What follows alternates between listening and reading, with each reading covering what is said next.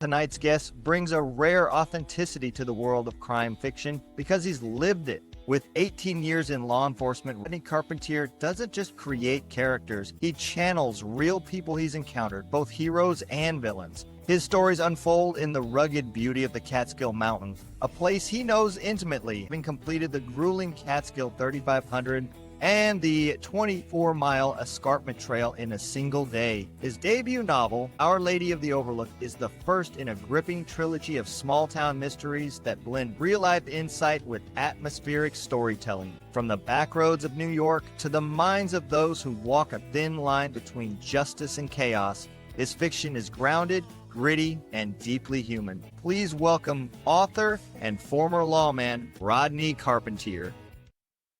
Hey, how's it going, man? Good. How are you? I am doing amazing, man. Well, that intro was fabulous. Only edit I have to make is I'm a current lawman still. I'm still active. So that would be the only edit I would have to make. Other than that, everything else sounds great. What are you doing later? I need some more writing done. Absolutely. You know, I enjoy doing them, man. It's like I said, it's just a lot of fun. And, you know, a lot of these guys' stories are so unique, man. You deserve an intro like that. So Thank you. So your debut book, Our Lady of the Overlook, right? Yep.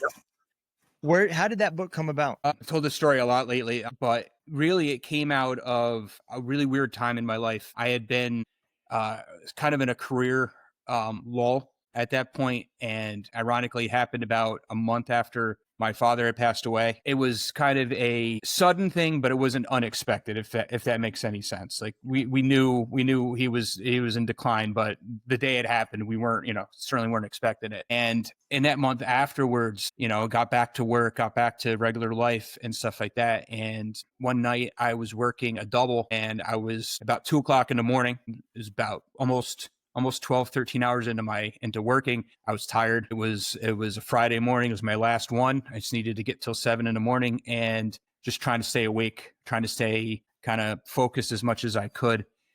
And while I'm sitting there, this idea came into my head. And that idea was, what if you were you knew you were an orphan, and when you went to go try to find your biofam, which is a new word I just learned, you found out that your mother was actually the victim of a cold case homicide, and she was an unidentified. She was a Jane Doe. Nobody knows who she was. Nobody knew who killed her, and nobody's cared for the last 40 years. And now here you are trying to find out what's going on, and now you just have more questions. You're trying to find answers, and all you find is more questions. That's where was kind of the nexus of that idea. And I had been a writer when I was in college. I wanted to be a writer. I was an English major.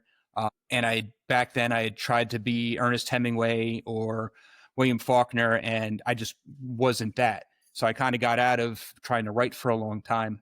But now I had this brand new idea, and this thing of my father having just passed away. I actually wanted to do something this time, and I didn't want to let it go. So it was at that point that I needed to figure out how to write it and kind of go back to the drawing board and kind of forget the things that I thought I knew and be humble enough to say, okay, you got to learn how to do this. Yeah, it's not, I published one book, and man, it's not, it took me well over a year. It's not. Yeah, it took me 2.5 years to get from that idea. It was May of 2022, to me actually releasing it. And, I wrote it, but then you writing it is part of it. And then the other part is having the confidence to put it out there, which was where I was about a year ago. About a year ago, I had a finished manuscript. I had it edited. I was just about to start working on those edits. And I'm like, okay, well, what am I going to do after this? What's the next step? And I had no idea what I was doing after that. And it took, that was a whole other part of learning how to self-publish. I knew I wasn't going to do this whole go talk to people about my book and have other people, I wasn't going through that process. But how do I do this for myself? And it was extremely challenging. Oh yeah, absolutely. Yeah, it's a undertaking for sure. Absolutely. The benefit though you had was with your career. I mean, it helped you kind of be able to write the script for this, right? What I did was, a lot of people ask me if the story is based on something. I've had, again, I've done a lot of interviews, and some people try to characterize the story as being a true story. And like, it's not a true story, but it has kind of this formula. listen to a lot of podcasts and I listen to a lot of true crime podcasts. So I kind of had this format down. So what I did was I framed the story from the point of view of a true crime podcaster who has, some unscrupulous ways of doing things a little bit. He's definitely a journalist and he wants to get the story and he tries to be altruistic in his motivations. So I kind of had this framing of this. So it kind of reads that way, even though it's not a true story. But the things that are true are the people. Almost all the characters are some kind of amalgamation of guys I worked with over the years, either between combinations of names, some of the traits, that kind of blend together. The antagonists are based on the antagonists for my career. I mentioned I was at a kind of a low point right before I wrote this. So I kind of took that out on some people that I worked with. When I needed an antagonist, I'm like, who really upsets me enough that, again, and some of those people are actually friends now and things have changed, as they do. But, I kind of use some of their politicking and their different things like that and use those as traits that were antagonistic to my rookie cops kind of progression. Okay. Yeah. Your job just to begin with is not easy, so you're adding, stress, extra hours, and still writing a book. So, it sounds like you gave up sleeping. Ironically, when I was writing that book, everything, I got this idea and everything changed in 2023. And I can't speak for the military, but I'm sure anytime you have a change of command or, you get a new CO, things can change, especially if you get somebody that's just is the 180 of what you're used to. And that's what we got in 2023.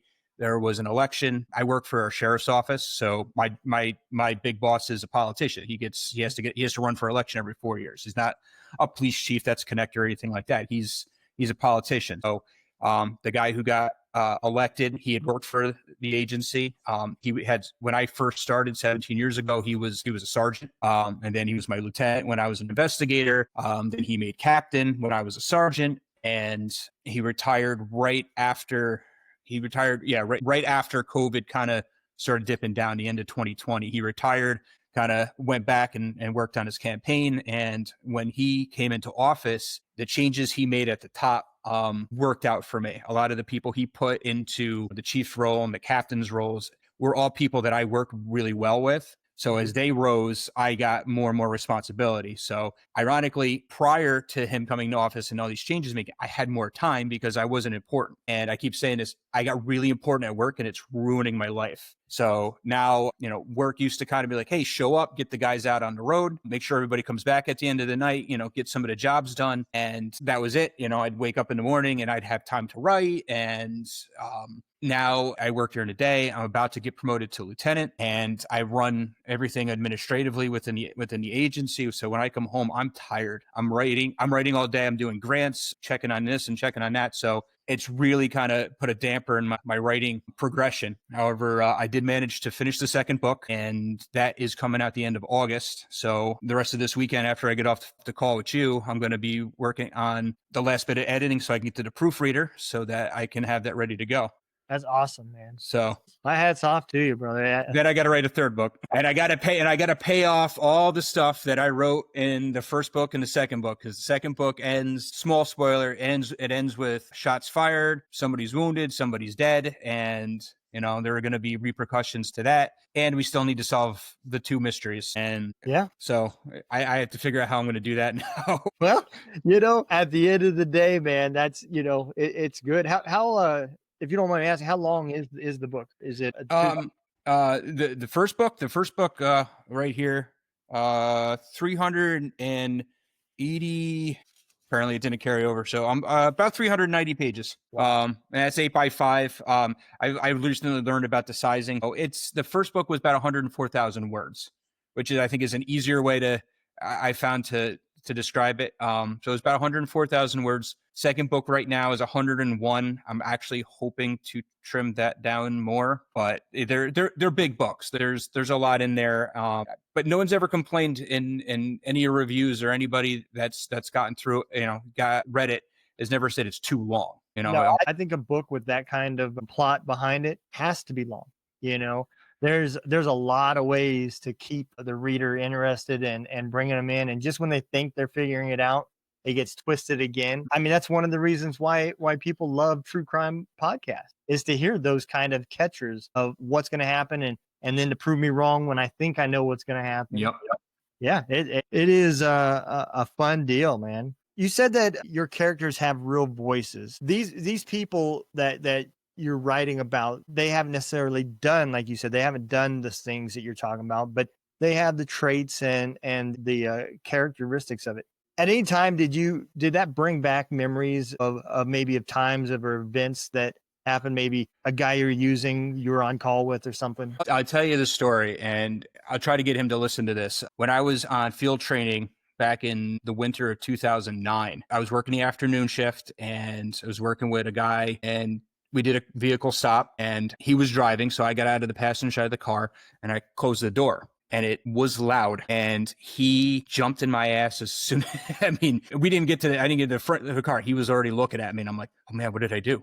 Because so, we interviewed the driver and we came back. He goes, you ever slam the door like that again, Rook? And to this day, he busts my chops. And so if you read the book, the very first chapter, my protagonist, Mike, is a rookie police officer, and he's doing a vehicle stop. And the first thing he does is close the door, so you can't even hear it. Like he holds it and he kind of clicks it in there. I put that in there specifically for this guy, and he read it. He got the ebook last Christmas. So between Christmas and New Year's, I had a vacation. I came back, and that was like the first thing he said to me. So so it's little things like that. It's not necessarily the stressful stuff. It's more of the little nuance stuff. Or their Mike's. I won't call him a mentor. He's more of a friend. The character Hugh Bell is this kind of big veteran cop, and he's kind of like the big brother, and he is essentially my partner from the time I was on Midnights. We rode together every night during that time, and he was just the greatest guy. He was the first guy ever told me, he says, if we didn't pick on, if we weren't picking on you, that means we didn't like you. Yeah. And that's when you should be worried. And this that kind of ball busting that goes along with that. And so I really based Hugh Bell on this guy. And unfortunately, he passed away on me last year. That was a complete surprise. So that was painful. But that character is also, there's a lot of older guys that, when I started, they were that big brother type character. He looked out for you, and, you might have busted your chops and gave you a hard time, but they meant well. And then one of the other characters, basically Mike has two good friends at work. There's Hugh, and then there's Paul. And Paul is based on all of the special operators that work for my job. They're all in super shape, and they're, the star athletes, and they're not all of them, but a lot of them are current or former military. They're just squared away guys. They're sharp they're sharp as a tack. Yeah. And, and just so smart and can use all those skills. So I kind of built that character around these guys too. So he seems a little bit more cliched, but he's also but he actually is, again, so really based on these guys that I know. When you were planning this book out, did you have a method that you were going to say, okay, I'm going to add this much truth and this much fiction, The plot was the part that was kind of made up, although, and I don't want to get into the bigger arc of the story until I finish the third book, because there's a lot of stuff into that. But as I needed a character, I needed to pull stuff from, I needed to kind of go to the well and say, okay, who is this guy going to be? And I knew, obviously the good guys are easy to find, especially the job I work with. I work with a ton of great people. Finding the more antagonistic people was harder. One of the antagonists is the police chief, the current police chief, and again, he's not evil. He's just the type of guy that has a grudge against you for whatever reason, and he just treats you like crap. And there's no rhyme or reason to it. And unfortunately, that's a relationship I've had with a couple of people from previous administration. They're all retired now. They've all moved on in life, and hopefully I don't ever have to cross paths with them again. So it's like that. And then not so much attitude, but there was the character of Felix Acosta. He's the grizzled veteran investigator. He kind of knows what he wants to do. He doesn't work for the same agency. He works for the state police. And he was a combination of two guys I work with. He's a sharp dresser. Everything he wears is immaculate and perfect, but he's also a small guy. So he kind of has that small guy complex. Yep. And he needs to be smarter than everybody, and he needs to throw people off. Like he constantly makes uncomfortable observations about, what people's relationships. Like, hey, are you with her? A little bit more graphic than that, but just to make people uncomfortable. And I've known a lot of people like that, but the people, the guys that, he's based on weren't necessarily bad guys. They're just who they were. Right. And then you kind of have the two comic relief characters. They're kind of the extra cops. They're just, they're the cops that just kind of exist. And they kind of, again, the ball busting, they're kind of the gatekeepers to getting past. You have to endure them and eventually earn their respect. And Mike starts to do that before things get more complicated. Yeah. I know earlier you said that you were doing a English major because you wanted to be a writer. And when you determined that you're going to try to go a different direction, what brought you to the law enforcement? Was there something about it that just attracted you? So it wasn't necessarily I want to be a writer. I actually wanted to be a lawyer. So that much, much worse. So unfortunately, at the time, I'd been with my wife. We had been dating since I was 16. Mm-hmm. And I really wanted to get married. And I really wanted to kind of start life. And we had a lot of big plans and we were going to do a lot of big things. Going to law school just didn't fit into that, financially, time-wise, the investment and all that. So I kind of gave up on that. And at the same time, while I was in undergrad, I was taking some law-related classes kind of adjacent. And I realized more and more I wasn't interested in that aspect of the law. I didn't want to be making deals and looking into paperwork and things like that. I wanted something else. So we got married when I was 22 and we actually moved across country. I lived in LA for a year. And when we were in LA, the money issue became more and more important. So so I started looking for a job that paid. I kind of bounced around a couple of different things, but the LAPD was hiring. So I said, well, let's see. So I kind of started going through the process with that. And fortunately, California didn't work out. We moved back to New York, but I kind of got bit by that bug and I was interested in it. And again, I was a reader back then, this was before podcasts really. And I started reading some books about, kind of memoirs from actual police officers and their experiences and just kind of, yes, you get that romantic feeling. Oh, I'm going to do this and I'm going to do that. But I also kind of had some practicality to it. Like, okay, yeah, this is one man's story or one person's story.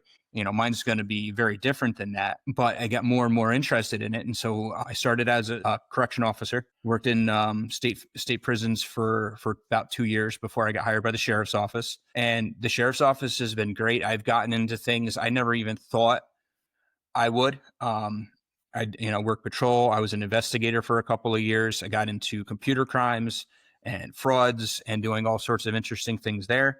Then I became a boss, which I've been a sergeant it'll be just shy of 10 years when I get promoted next week. And that was honestly the most rewarding experience of my life because I was a good individual contributor. I could make things happen. They could give me a difficult thing and I could get it done. Getting other people to do the hard things is a completely different set of skills and building that rapport and getting people to trust you. I mean, you could tell people to do something all day long and they may go do the job. Getting them invested and, into at least what you're trying to sell and being out there. And as difficult as it was, I spent 3.5 years as the midnight supervisor and I had a great team of very different people that I worked with. I had guys that were super proactive and wanted to go out. And, I think in the 3.5 years I was there, I reviewed the most DWIs in probably the entire county. That's not a bad thing. Well, yeah, because I had two guys that were basically 1 and 2 in our agency for the entire 3.5 years. They were almost competing with each other.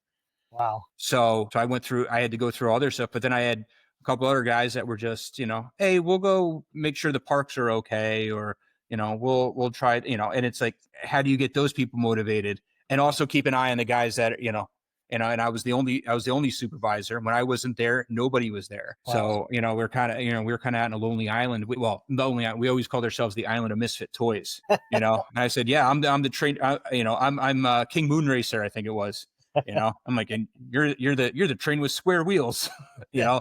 So, and we kind of embraced that. We were kind of we were kind of the misfits, but those guys did a lot of great work.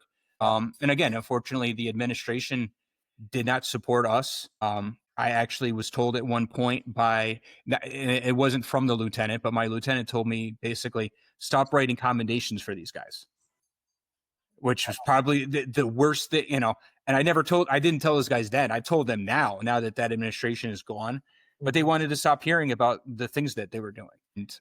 And again, those guys, a lot of, they were very frustrating at times, but they did such a great job.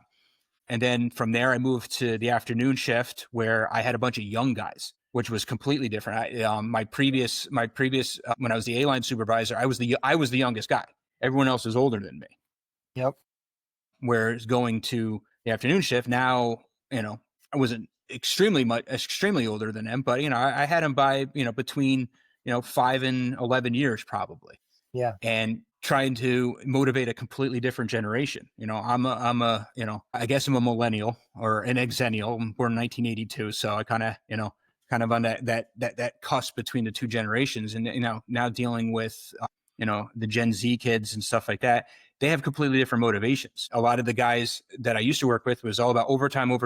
Need to make money. I got a family. I got to do this. I want to go on vacation. Money. These kids, for the most part, were single, or if they were in relationships, it was a girlfriend or something like that. And their thing was, we can sometimes we can take money, or we can take it in time, take it in comp. And these guys would load up on the comp because not being at work was more valuable than the money. And it was just a completely different set of motivators.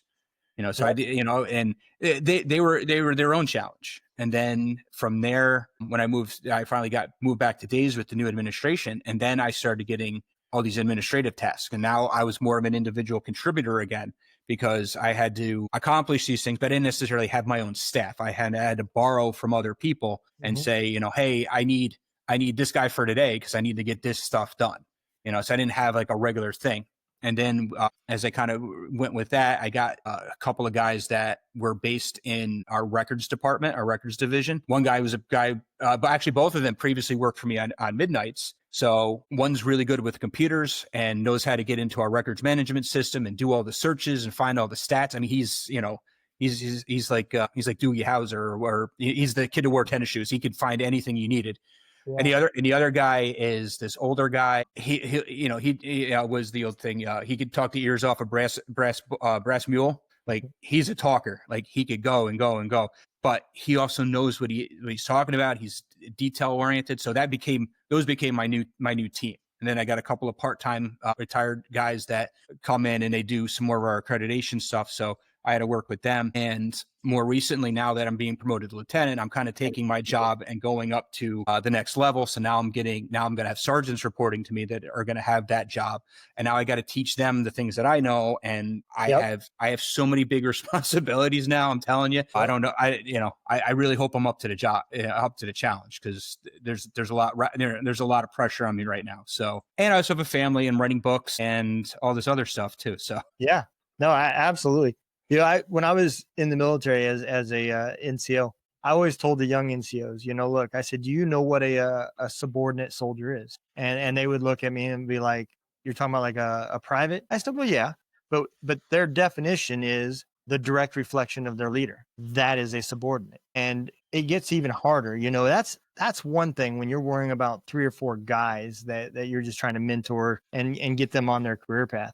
But then when you go and you're above the bosses and now that's when you start to realize how hard it really is, because you, as that middle ground, you're trying to keep your guys happy and keep your boss happy. And half the time those two things do not align. Nope.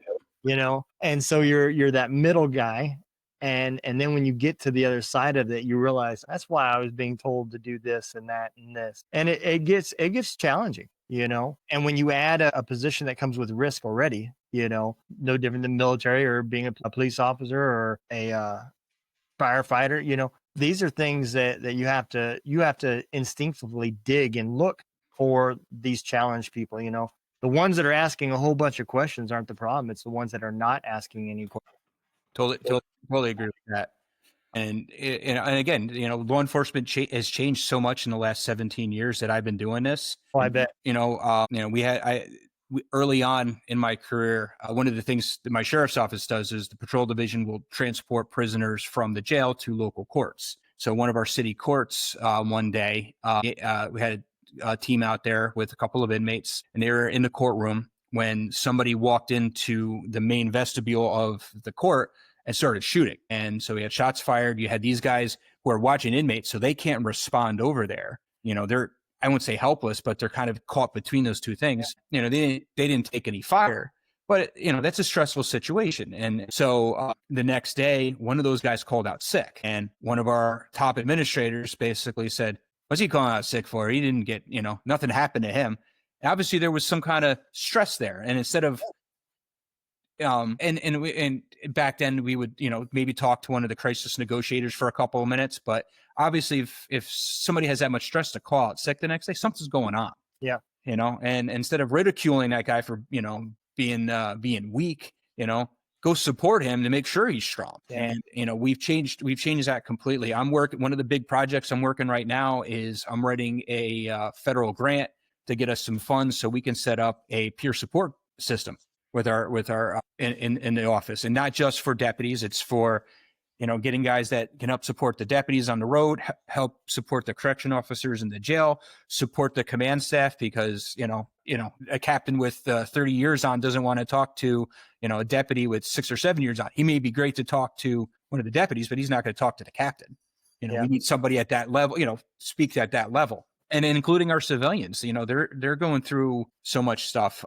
Unfortunately, my agency has had, in the time I've been there, we've had 2 suicides. And just before I started, we had at least 2 guys that had substance abuse issues that led to accidents and other things that led to them passing away. Yeah.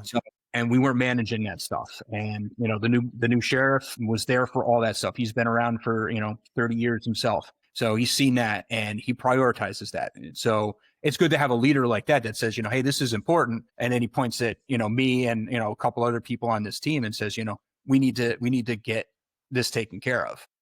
Yeah. So the fact that we're prioritizing that stuff, that's huge. And, and then the understanding is better mental, the better our mental health is, the better we can help the public. Because again, mental health is also the main reason why we have a lot of the problems we have in the world nowadays. And if you take that perspective on what we do, that, yes, it's, you're doing something illegal, and yes, I have a job to do, I have to, remove you from the system right now in order to take care of this. And you have to answer to what you've done. But a lot of the underlying stuff has to do with mental health. I work on a threat assessment team that looks at people that are before they are a mass casualty attacker, looking at, the things that lead to that and seeing how we can disrupt that pathway to violence. We have a new initiative with the state looking at intimate partner violence and trying to figure out ways to offer support for victims and survivors of these domestic violence types things, but also holding the offenders accountable and trying to figure out how to fix them too. They have something in their past that says that the violent actions that they're taking is okay.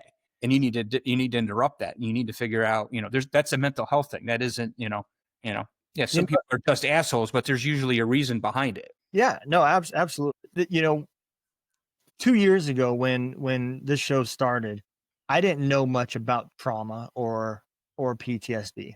I knew I was diagnosed with it. And to me, it was just okay, PTSD means you're a dick, you're an asshole, but what I didn't realize, and podcasting really opened my eyes to it. I've had several guests actually that were from another country that served in their military. And when I hear that they've got soldiers that are committing suicide, and then you hear about the people, whether it be military or civilian, doesn't matter, with sexual assault situations, and they're committing suicide or they're using substance abuse, you start realizing that trauma isn't job related. It's a natural reaction to the human body. And all these things that you're saying are symptoms, the suicide, the substance abuse, the getting in trouble with the law, homelessness, all of these things are different symptoms that haven't been treated. And the further down that rabbit hole you go, the more treatment that it's going to take. And it's not an easy process. No, not at all.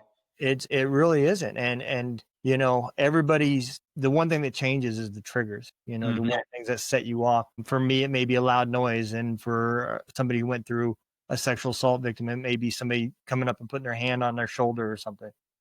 Those are the things that are different, but it's still, the root cause is trauma. Yeah.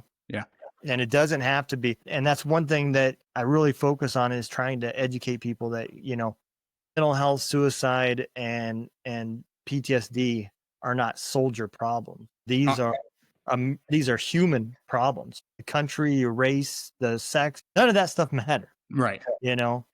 And so it's tough, because yourself and military people, you have to have a certain type of mentality to handle the things that you're going to see on a daily basis, whether it be car accidents or shootings or whatever. You're going to see bad stuff, fairly often. And it makes it very tough, because you also have to have that ability to say, okay, I see a guy that's had a rough week. Let me check on him. That was the part that the military was missing. I think in general, all this military, police, public safety, I think they're all missing that for the longest time. But it's getting better. I think it's more and more recognized. I mean, I've seen enough. Now I'm obviously a big history buff also, and you look at the end of World War I or the end of World War II, and how people returning from those theaters, what they were coming back to, and the trauma and the stuff that they had to deal with, and how it was treated back then. They have classic movies that are based on these things. And then obviously, the Korean and Vietnam War era, where something that was completely different, because the entire world was just a different place. And I think my best friend joined the military when we graduated from high school in 2000. He ended up doing 9.5 years. He did 2 tours. He got recalled after actually getting out. Did 2 tours in Iraq. One as a specialist, and the second time he went back, he was an E4. So, he had supervisory responsibilities, and he doesn't talk a lot about it. I haven't seen him in a couple years. We live in different areas of the Northeast. So I'm kind of down close to New York City. He's actually up in Vermont, and we just haven't seen each other lately. But he came back with a lot of mental health things, and it was difficult to talk about when we were in our 20s, and difficult to talk about when we were in our early 30s. And I would, but one of the things he did, and I'm hoping it's helped him, I've never really talked to him about it, was because he took his GI Bill. He went to a college up in Vermont, and he was able to actually get a job working for the college. So not only does GI Bill pay for stuff, he also had no other costs, because he was also a college employee.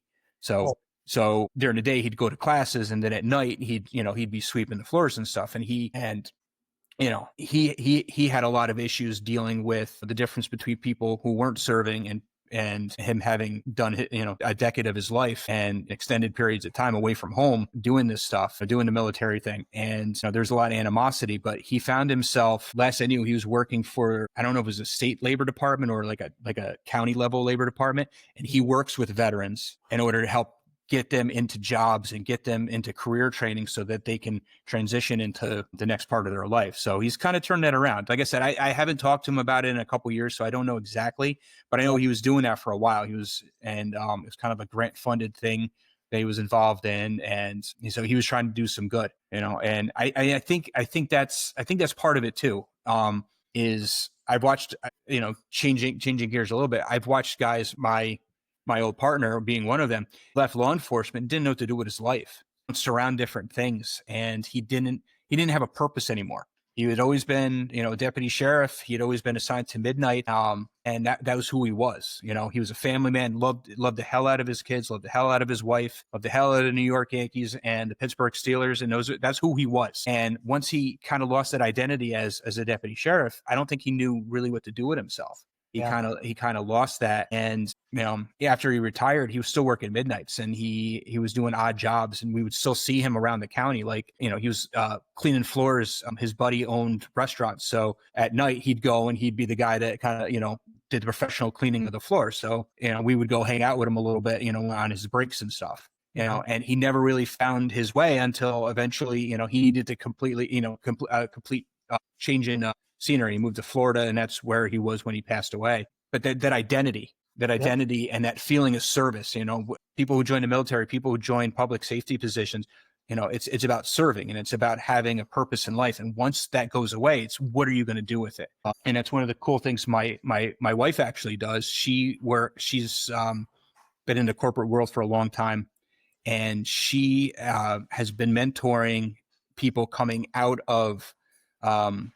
She worked with one guy who was a lieutenant colonel or a colonel, did 20 plus years in the Army, and was getting out and didn't know how to transition, what he did in the military to what he could do afterwards. Yeah. So she worked with him and helped, put his resume together and show him how to do that, because that's what she does for me too. So, I'll give her all the credit in the world. Hey, I'm applying for this job. She's like, what's your resume look like? I'm like, what's a resume? So, or, hey, I need to interview for lieutenant. What should I do? And she's, and now she's working with another guy who I believe is retired from a police department in the Midwest. So she works as kind of like this, personal coach, and all volunteer, and something, she gets matched with these people. So it's really important to have another mission or another thing to do or a plan. And, I've seen a lot of guys get out, and a lot of them end up right back in law enforcement. Yep. There's guys I've worked with at the sheriff's office. They retired from the NYPD, and they've worked at the sheriff's office almost as long as I have. They did another career in public safety. They retired and got that pension, and they're living off that pension. But it's like, okay, I still need to serve. I still want to do this stuff. Maybe I don't want to go out and, stand on the line and be right there, but I want to be adjacent to that. I want to, and these guys have great skills, and I give them a lot of credit, because honestly, where I'm at in my life is I'd like to get my 20 years done. I got a little over 3 years to go. I'd like to finish that up, and I'd like to go and write books for the rest of my life and go meet people, which is honestly, that's what I want to do. I want to go and talk to people, meet people, and have cool experiences like this, all over the place. I found that I really enjoy that. I think, just interaction, with people, especially like-minded people, it's important, because it allows you to bring back some of that identity, because you can relate to the people you're talking to. But I understand completely what you're saying, because that's how I was when I got out. I went from, being recognized as things I've done in the military, and being looked up to by some of these young soldiers. And I thought I didn't want that no more. I thought, I'm tired of babysitting other people's kids, and I'm just done. I want to get out. And once I got out, I didn't know what to do. I mean, you realize real quick that the incomes are hard to come by. You realize real quick that you're gonna go from being a supervisor to the new guy that's starting out at the bottom again, and it's tough. It just adds to that stress. And I don't want to call it that you have to be humbled or anything, but it is tough when you lose that purpose and that drive. And in our industries, where it also involves 15 seconds worth of adrenaline and 2 hours of boredom, is tough, because you can't replace that. You're not going to find that anywhere in the civilian world as, working a job, getting away from serving. And I think that's really one of the reasons why everybody does it. Why soldiers say that they would go back to Iraq again if they had to. Life is simpler. When you're over there, you wake up, you go to work, you stay alive, you wash, rinse, repeat. You don't have to worry about the bills. You don't have to worry about the details, the duties. You just do your job. And they had a handicap sticker and everything, and they were walking in, and people would make smart ass comments and say, well, you don't look handicapped to me. Well, not all wounds are on the outside. Absolutely. And it's just tough. It's tough when you're trying to figure out yourself, but then you got to figure out everybody else's baggage that comes along with it. Yeah, I mean, I think one of the things you see a lot is nowadays, and I'm hoping it's becoming more normalized with people who are outside of public service and military, is everybody you see is fighting a battle you know nothing about. The stress, the stresses of life, the stresses of the memories you have, the trauma. Everybody's got a little bit of trauma. Certain people have more. Certain people cope with it a lot better, and that's the goal of our support team and everything that we're working on now, is teaching folks how to deal with the stress in a healthy way. as Yep. opposed to, hey, we're going to the bar, because that's what we used to do. Yep. We used to go to the bar, and we had so many guys with drinking problems. And Yep. drinking problems lead to bad things. More and more and more. Our chief, she was a military brat. She didn't serve, but both of her parents served. Her brother's got some kind of government job where he's overseas, but she is a workout junkie. Like, she does hot yoga for fun every morning. And, so she wants to bring a lot of this, the healthy stuff and the healthy ways of coping with things to our agency. And, and again, she's very non-judgmental. I'm a big guy. She doesn't judge me for what I look like or how, she'll talk. Actually, she talks because she's a similar age to my wife. So she'll talk to me about supplements and hormones and all sorts of things that, hey, you should tell your wife about this. I'm like, okay, boss, cool. But, she'll talk about it. She'll be like, cardio's not the way you want to power lift. I was like, okay, you're 5'2". Yeah.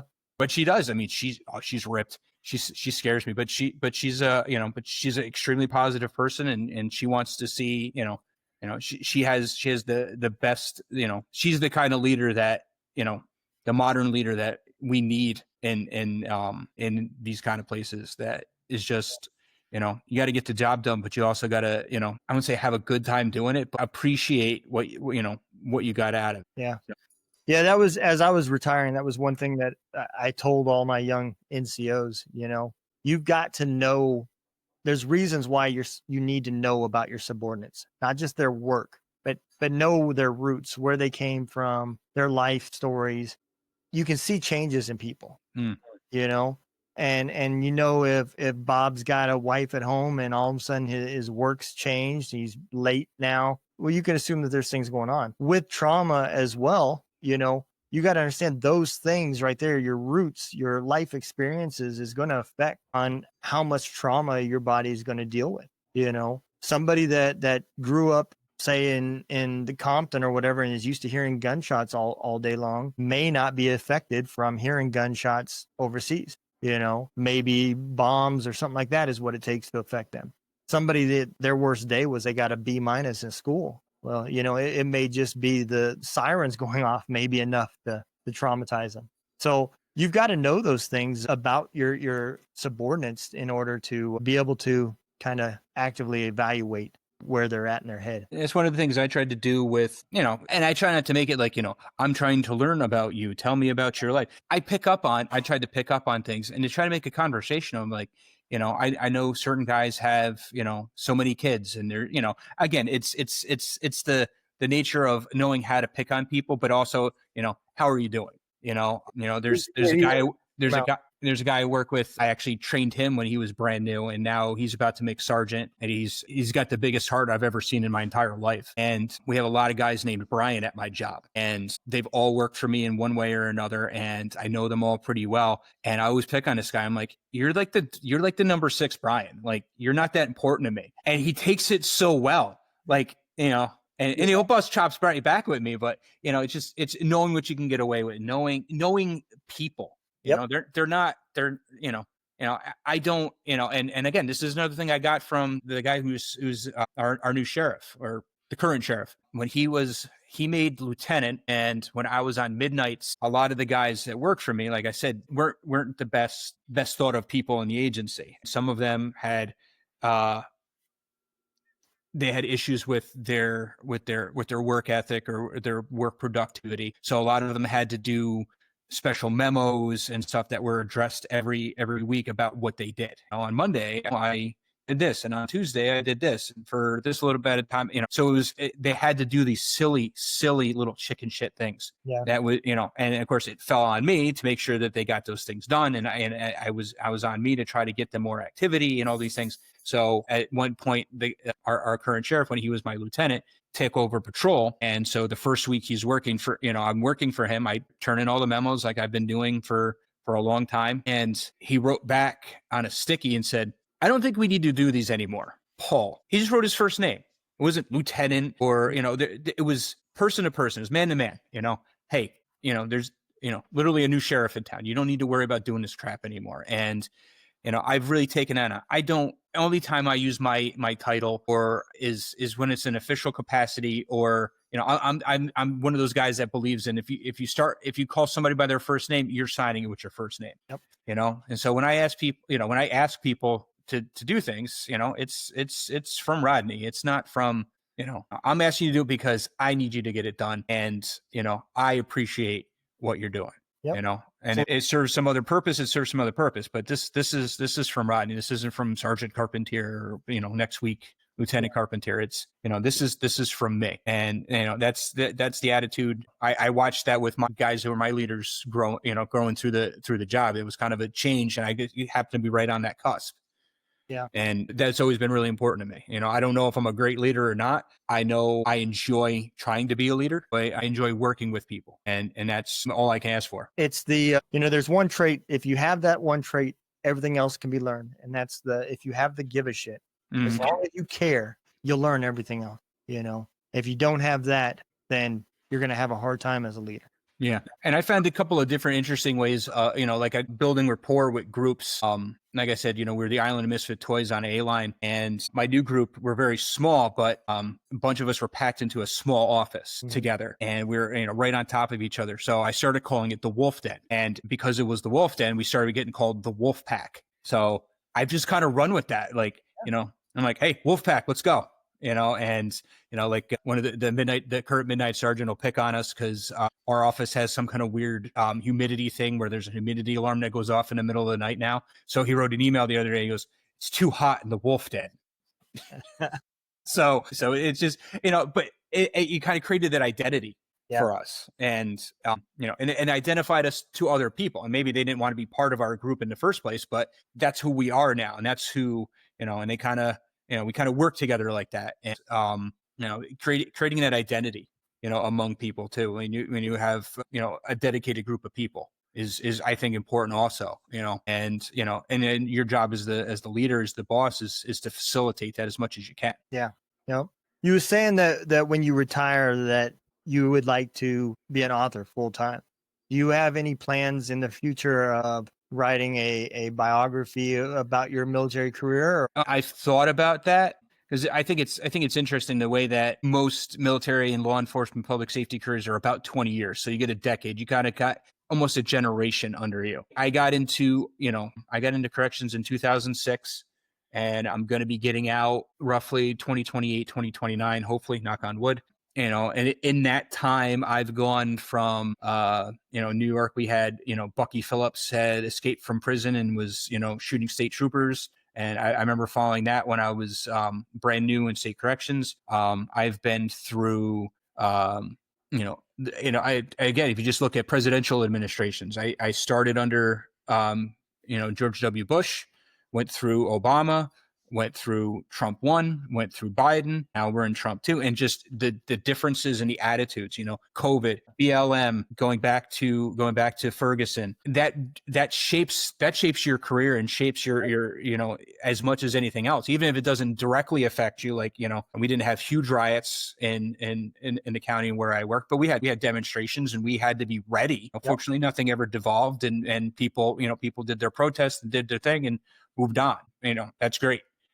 But we have to be prepared. Again, I write grants and I need to be worried about those things. When it comes to elections, we needed to, we had to put extra guys on just to do patrols of election sites, just to make sure they're secure, make sure there's nothing weird going on. And that's probably something different than it was, in previous years. So you just look at politics, you look at, the shape of, law enforcement and what's accepted and what's not. When I started, body cams weren't a thing at all. Now everybody's got a body cam, so I would be interested to maybe put my thoughts down and see where it took me. I mean, and it wouldn't really necessarily be an autobiography about me. It would just basically be almost a timeline of my experiences versus, in a smaller department versus the larger world, and how kind of affected smaller town, small town America, or where I am in New York, and that might be something interesting to see. I'd have to see how that goes. I don't know a lot about memoir and writing memoir yet. I'm sure there's a podcast or a YouTube video or 20 that I could watch or listen to. So that might be something I do. I want to see how things wind up, because Yeah. if I do retire in 2028, that'll be an interesting kind of ending point, because we'll be going into another election and seeing where we're going after that. Yep. So yeah, so I guess we'll see. So it's definitely crossed my mind, but I don't have any huge plans for it. I've a lot more fake stuff I want to write first before I worry about reality. Okay, absolutely. Well, Ronnie, we're getting here to the top of the hour. I'm going to give you that opportunity to tell everybody where they can find your books and release dates and all that stuff. All right. So my website is the best way to go. RL Carpentier. That's TIER at the end. rlcarpentierwriter.com. I have my store there. You can order my first book, Our Lady of the Overlook. That is out. You can also at this time pre-order the second book if you're so inclined.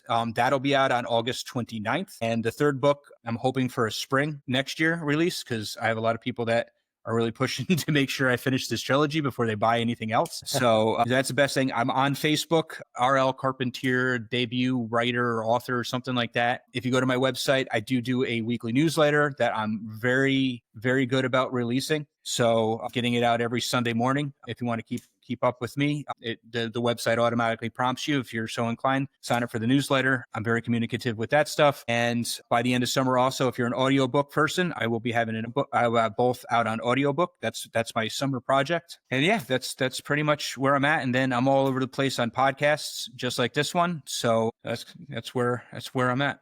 All right. All right. Well, I will make sure that once we get this all released, I'll get all of your links and everything added in there to make it easy for people to read your books. I appreciate it, man. I appreciate you.